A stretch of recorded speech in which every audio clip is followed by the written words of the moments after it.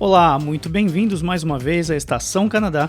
Eu sou Laura Nishiura e na companhia de Vanessa da Costa, começa agora o resumo das principais notícias da semana. Vamos aos destaques.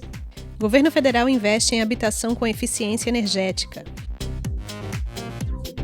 Trabalhadores autônomos que reembolsaram a prestação de urgência por engano poderão receber seu dinheiro de volta. Quebec expande a melhoria do seguro parental. Ontário estende proibição de viagens interprovinciais até 16 de junho.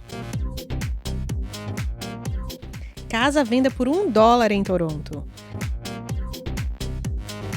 Relatório revela que a tecnologia não motiva os alunos tanto quanto se esperava.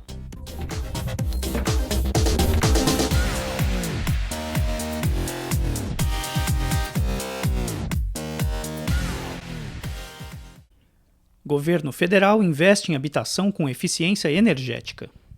O governo federal fornecerá até $5.000 a 700 mil proprietários canadenses para melhorar a eficiência energética de suas residências principais.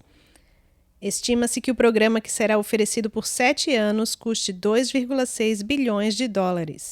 Os interessados nesse subsídio devem realizar uma avaliação antes e depois das reformas, realizar pelo menos uma reforma elegível recomendada durante a avaliação feita pelo inspetor indicado pelo governo, comprar todos os materiais e produtos no Canadá e fornecer cópias de todos os documentos e mantê-los até 31 de março de 2028.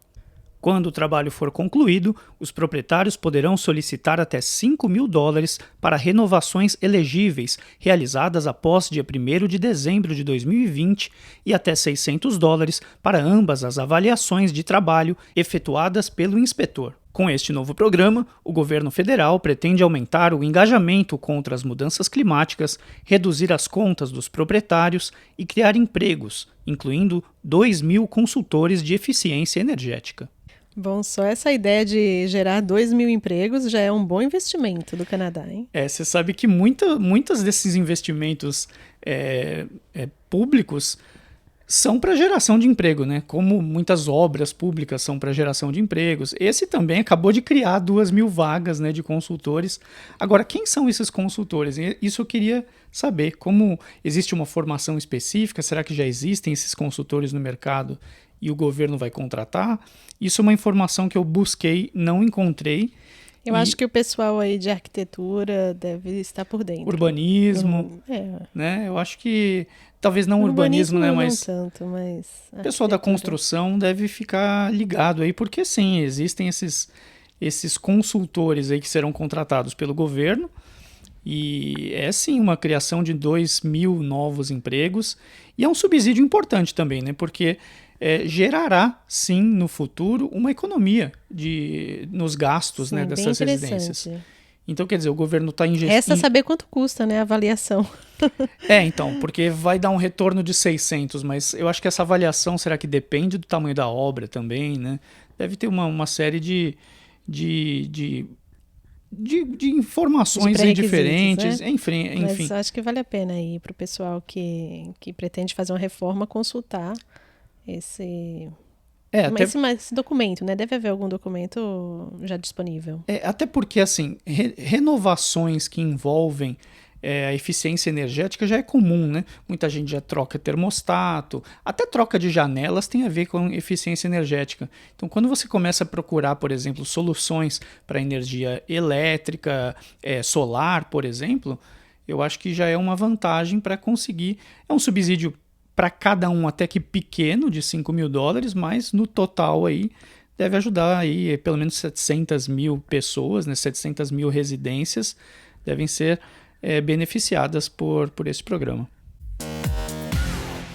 Trabalhadores autônomos que reembolsaram a prestação de urgência por engano poderão receber seu dinheiro de volta. Muitos profissionais autônomos se inscreveram para o benefício de emergência do Canadá porque acreditavam que se qualificavam com base em sua renda bruta. Mas o parâmetro utilizado para se qualificar ao programa era a renda líquida. O governo federal anunciou em fevereiro que os trabalhadores autônomos que se encontravam nesta situação não eram obrigados a reembolsar os pagamentos indevidos que haviam recebido devido ao erro de cálculo. No entanto, muitos trabalhadores autônomos já haviam recebido um aviso de reembolso pedindo-lhes que reembolsassem os benefícios que haviam recebido sem ter direito. Para que os trabalhadores autônomos que devolveram não sejam mais penalizados em comparação com aqueles que não reembolsaram, o governo agora anuncia que aqueles que reembolsaram o valor do benefício podem pedir ao governo que devolva a quantia da prestação a que tem direito. Pois é, eu continuo sem saber. Assim, o Papai Noel canadense, né? Eu fico impressionada, eu não me canso de me surpreender com o tanto de dinheiro que o Canadá tem. E você sabe que assim, uma pesquisa que eu fiz em relação a essa notícia foi quem entrou com esse pedido para o governo, né? Olha só, a gente aqui já devolvemos. E na verdade partiu do governo. O governo é que viu que, opa, peraí, a gente está dando esse benefício, anunciando que, tudo bem, você pediu errado. É que nem eu te falei outro dia que, gente, questão pessoal, né? Sempre o Lauro fala, eu fiz uma declaração de imposto de renda, vou ter que pagar não sei o que lá. E daí eu viro para ele e falo assim, tudo bem, daqui a pouco eu recebo tudo de volta, porque eles sempre me devolvem. Eu sempre tenho, ele diz, né, quando terminamos de fazer a declaração do imposto, diz o quanto tem que pagar, a gente pode até pagar, mas daqui a pouco eu recebo o triplo de novo e tudo bem. Fizemos então eu já sei revimos os cálculos. Então eu já sei que independente do que o software diz do imposto de renda, eu vou receber mais dinheiro do governo.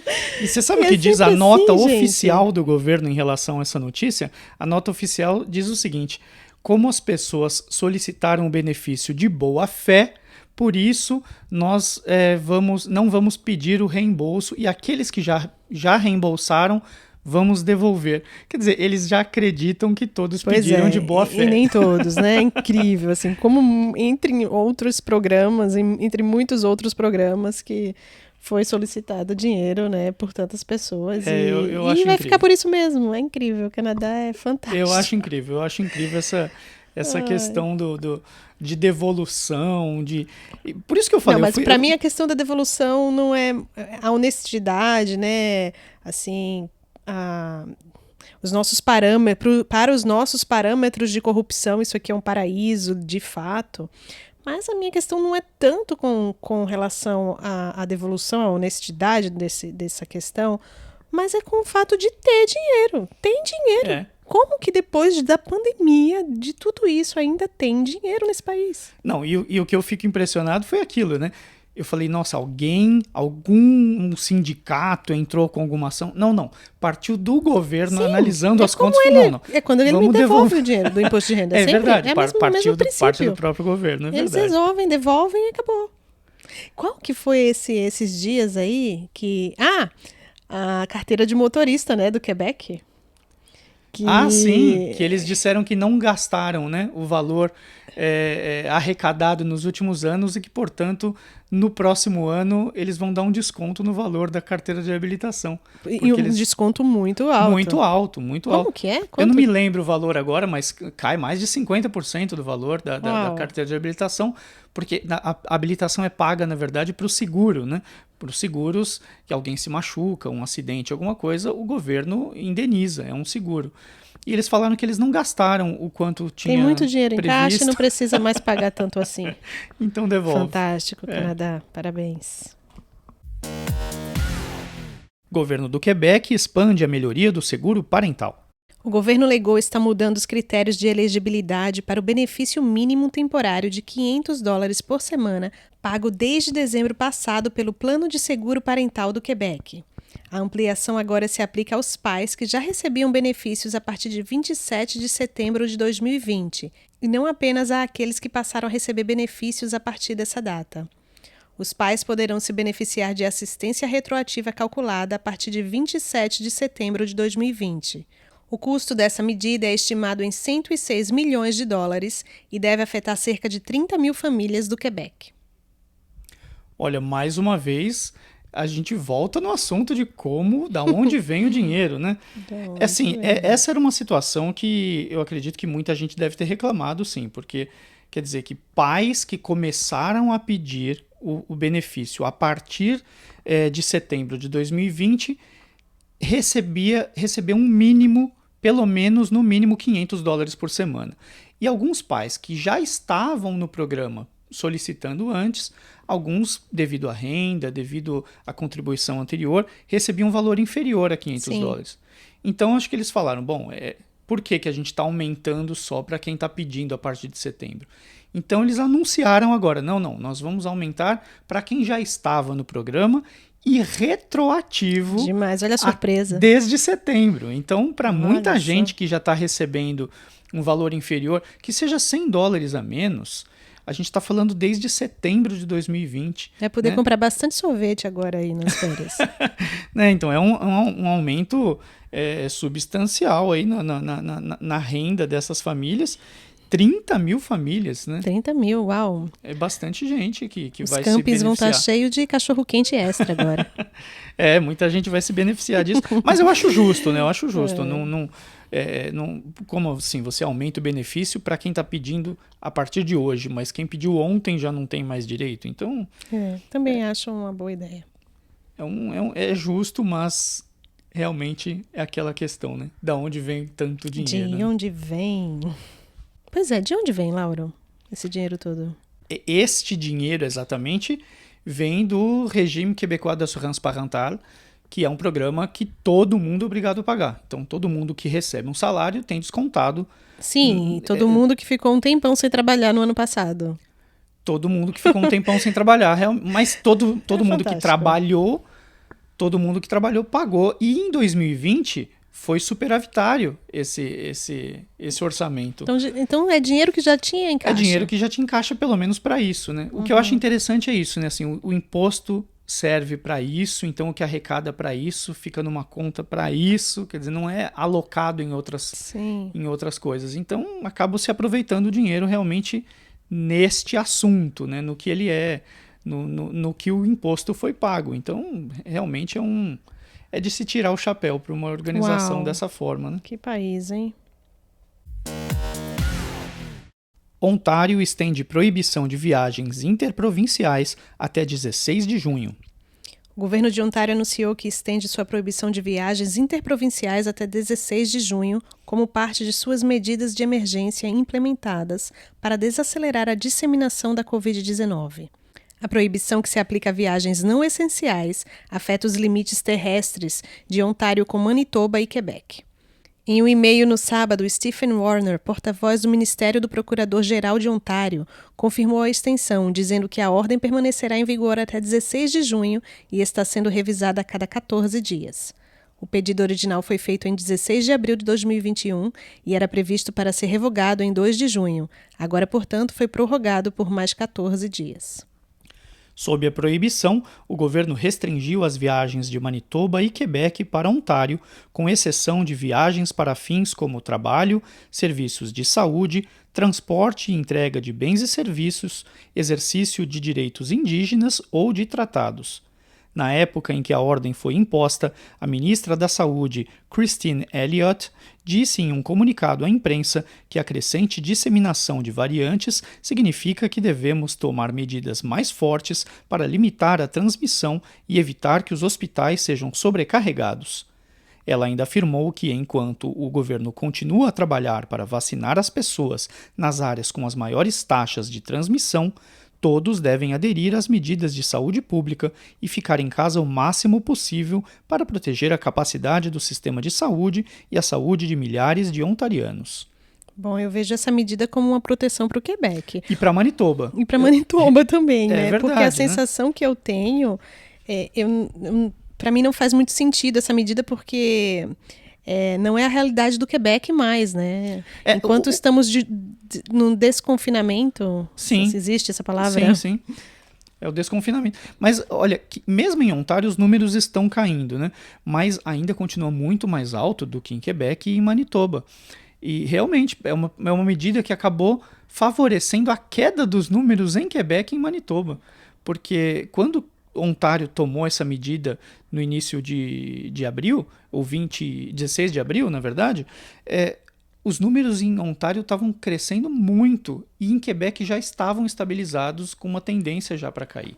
Para o quebequense que não acompanha muito as notícias ou não está por dentro do que se passa em Ontário, é algo estranho até, né? Porque não faz nem sentido. Como assim não posso ir para lá se está tudo bem? Se formos nos basear no que está acontecendo aqui, é meio... está tirando muito a liberdade de ir e vir, mas a verdade é que lá a coisa não está como aqui.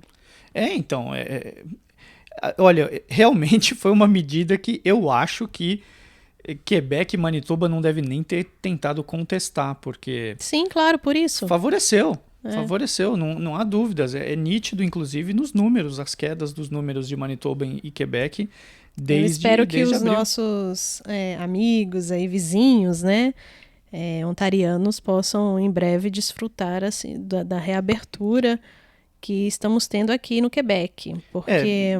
14 dias, né? Assim, a cada 14 dias eles vão dar uma nova perspectiva. Mas ainda tem muito confinamento em Ontário. Sim, exatamente. E nós não estamos mais com essa sensação. Não é mais a sensação da população, não é mais o medo. O medo não faz parte mais. Eu acho que uma boa porcentagem da população do Quebec já está vacinada e a sensação que temos é que as coisas estão voltando ao normal. Sim.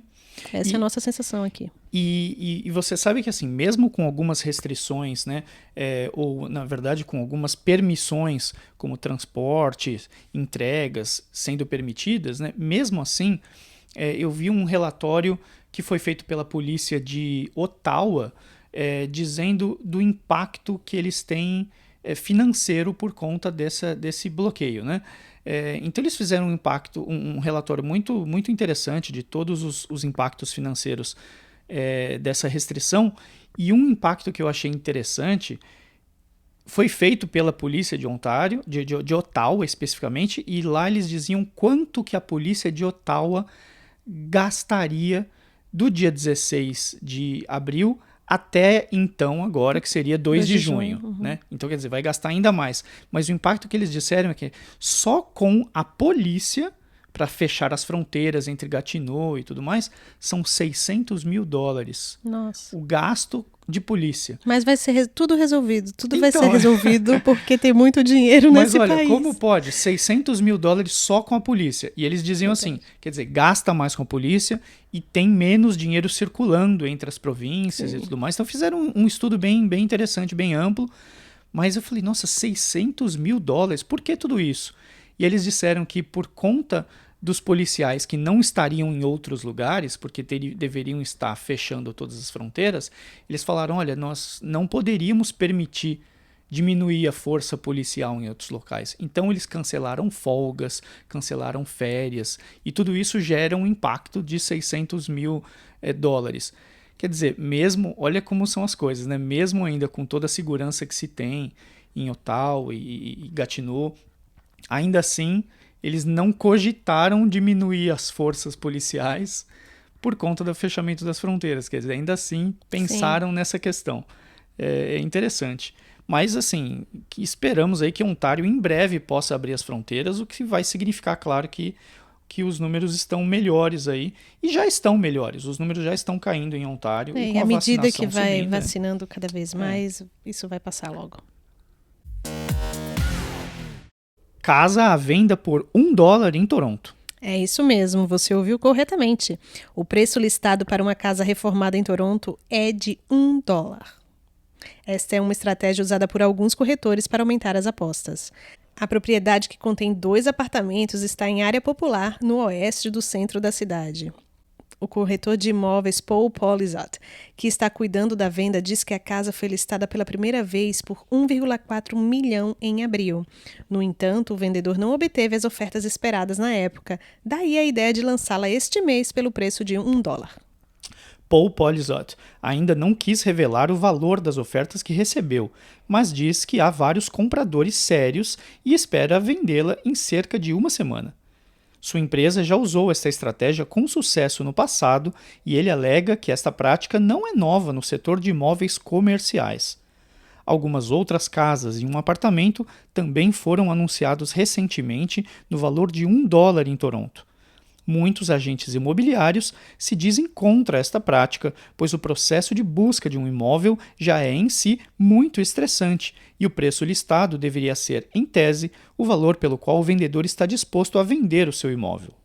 Além disso, alguns especialistas do setor dizem que o preço é um dos principais filtros das buscas por um novo imóvel e que a venda de um imóvel não é um leilão.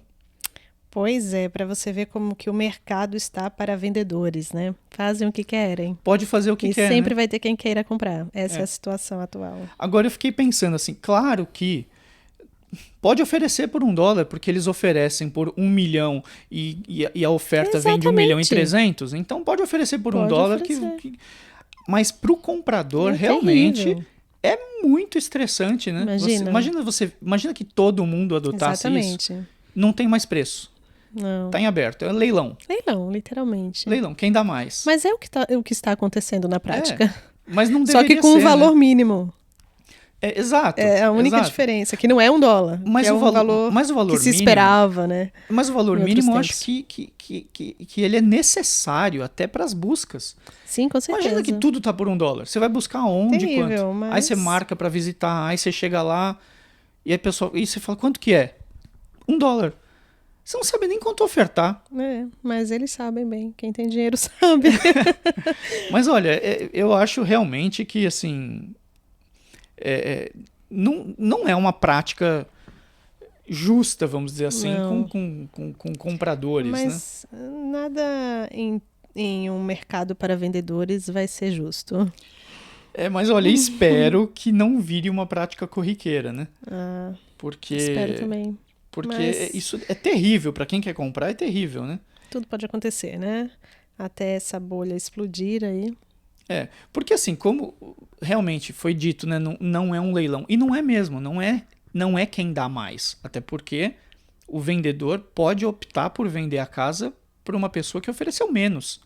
Depende das condições, da data que a pessoa quer se mudar, são muitas coisas, né? Então, deixar assim aberto, oferece quanto quer, eu realmente não gosto muito dessa ideia. Relatório revela que a tecnologia não motiva os alunos tanto quanto o esperado. O relatório da FPEP, Federação dos Funcionários e Professores do Ensino Privado, sob o tema A Tela nos Desconecta, a Educação à Distância tem Consequências, revela alguns problemas que emergem de entrevistas com integrantes da organização. A federação defende que a educação à distância deve ser regulamentada a fim de limitar seus efeitos negativos, incluindo o aumento da carga sobre os professores e a superexposição dos alunos à tela, causando fadiga significativa. O presidente da federação, Stéphane Lapointe, disse que o trabalho vai contra uma certa visão de pesquisadores para os quais o uso da tecnologia teria um efeito motivador sobre os alunos. Mas a investigação mostrou que essa hipótese não é verdadeira. Segundo o presidente da federação, os alunos se desvinculam e se tornam espectadores em seu aprendizado. A tutoria seria uma estratégia que poderia ajudar a motivar os alunos nesse contexto. A escolaridade online tem vários impactos negativos para professores e alunos, de acordo com a federação. Em particular, a tarefa dos professores aumentou segundo o estudo. A vice-presidente da FPEP, Marie-José Dallaire, ressaltou que os professores não podem pegar um plano de aula e apenas copiar e colar para uma plataforma digital. Segundo ela, é muito esforço para pouco resultado. Dallaire ainda afirma que a escolaridade online também tem um efeito negativo na relação entre alunos e professores. Para ela, a educação à distância quebra esse vínculo precioso que promove o aprendizado. O relatório é resultado de mais de 18 horas de entrevistas com 17 sindicatos. Olha, eu sei, eu respeito o trabalho, a pesquisa, mas assim, não temos aqui como que foram os critérios utilizados para essa pesquisa, não temos... Bom, não temos muita coisa. Há muitos anos de pesquisa, né, que a educação à distância vem se desenvolvendo há anos, e agora, interessantemente, durante a pandemia, ela se mostrou uma coisa ruim. Eu acho que o que falta é preparo para essas pessoas. Obviamente, você tirar um professor de um contexto de sala de aula com crianças pequenas e colocar sem nenhuma adaptação adequada, com tempo de preparo, de adaptação mesmo, né? De transição. Não houve essa transição. Foi uma pandemia, gente. As crianças estavam presas dentro de casa e tendo aula como se fosse na sala de aula. Óbvio que nesse contexto não se pode pegar um plano de aula que era para a sala de aula e colocar à distância e achar que tudo bem. Não só foi nocivo, pode ter sido, né, nocivo para muitos professores, mas como para muitas famílias, muitos pais que em diversas situações tiveram que carregar nas costas toda a carga de trabalho, de tarefas que um professor esperava que fosse feita em sala de aula e transferiu para dentro de casa. Muitos fizeram isso, outros, claro, diminuíram essa carga para o aluno, facilitando assim para os pais.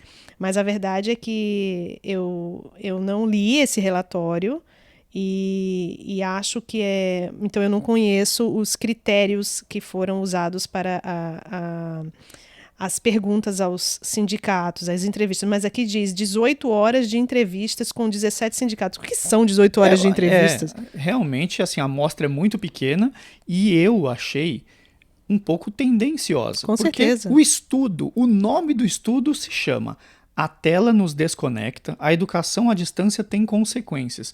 Como que um estudo que tem esse título... Ou pode ser o título que ele deu depois dos resultados. E assim, o estudo foi feito com professores em entrevistas. Sobrecarregados. Que não foram preparados para isso. Exato, é o ponto de vista dos professores que foram pegos completamente de surpresa. Exato. E que realmente deve ter sido, sim, estressante, porque não é, olha, vai vir as férias e depois das férias... Uhum. Não. Acaba a aula hoje... E olha, amanhã começa a distância. Eu acho muito precipitado esse relatório e outra, né? Não só isso, não só com professores, com 17 sindicatos. O sindicato está doido para aumentar a carga de trabalho do professor para se adaptar. E não só isso, né? Eles estão também, claro, que criando armas para, no momento da negociação, você ter... Sim, com certeza. Claro, com certeza, eu acredito que esses professores, como eu falei, eles devem sim... obviamente ter sentido essa carga. Sim. Com certeza sentiram essa carga. Não reclamo disso. Agora, afirmar que a educação à distância não funciona... Não funciona, então... não motiva, não nesses moldes. Não né? assim, exatamente. Agora, o que pode ser? Pode ser o impossível, o céu é o limite, não se sabe, entendeu? Exato, pode ser da maneira como você programar para ser, e não foi programado. Não, bons exemplos tem para ser seguido. Exatamente. É que bons exemplos foram planejados, né? Exato. Não foram de surpresa. Então, óbvio que a tela... não é o melhor para uma criança pequena, que não é a melhor forma de... Mas um sistema híbrido pode vir a funcionar. Um sistema não só híbrido, mas... óbvio que tudo que eu falo aqui é uma questão de sentimento meu, né? Eu também não fiz a minha pesquisa, nem os meus estudos. Acho que requer anos de todo um corpo universitário se voltando para essa questão, para esse assunto, para determinar de que maneira a tecnologia, o ensino à distância é eficaz, e quais os outros organismos comunitários que podem apoiar para que o pleno desenvolvimento da criança ocorra, como uma arena, como a biblioteca, outros centros comunitários que possa vir a suprir a necessidade de socialização, movimento, outros campos do saber, aulas de música, todas essas questões que a escola oferece, mas também com as suas falhas e com as suas limitações. Então, dizer que isso não funciona, porque nesse contexto aí, nesse estudo em 18 horas, entrevistando 17 sindicatos, eu acho um pouco bem precipitado. Não, eu acho totalmente precipitado. Eu acho que sim, ele deve apontar coisas interessantes, como, por exemplo, a questão da perda da autoridade do professor que não tem em sala de aula. Eu acho que metodologias novas de ensino devem ser desenvolvidas num novo ambiente, né? Realmente, como a vice-presidente da federação disse, não é copiar e colar. Copiar e colar está fadado ao fracasso. E foi o que foi feito. Exato. Então, é óbvio que nesse contexto, realmente... Não funcionou. Não funcionou. Então, Bom, não funcionou. Acredito que isso foi feito no Quebec. Sim, foi feito nos sindicatos do Quebec. Apesar da federação ser federal... Quebec não estava preparado de jeito nenhum. Não, Ontário, por exemplo, investiu em um sistema de ensino à distância muito melhor. Certamente a impressão lá é outra. Os professores talvez tenham sentido de outra maneira, já estavam sendo preparados talvez para a tecnologia. Com certeza sentiram também, porque é o que a gente falou, acaba hoje, começa amanhã. Ninguém estava preparado para isso, né? E sem dúvida, quem mais sentiu foram as crianças que em alguns contextos tiveram que ficar sem contato com ninguém, presos por 2 meses dentro de casa, sem ter todas as suas atividades físicas. Assim, o que mais me incomoda na questão do ensino à distância para crianças é a questão da atividade física.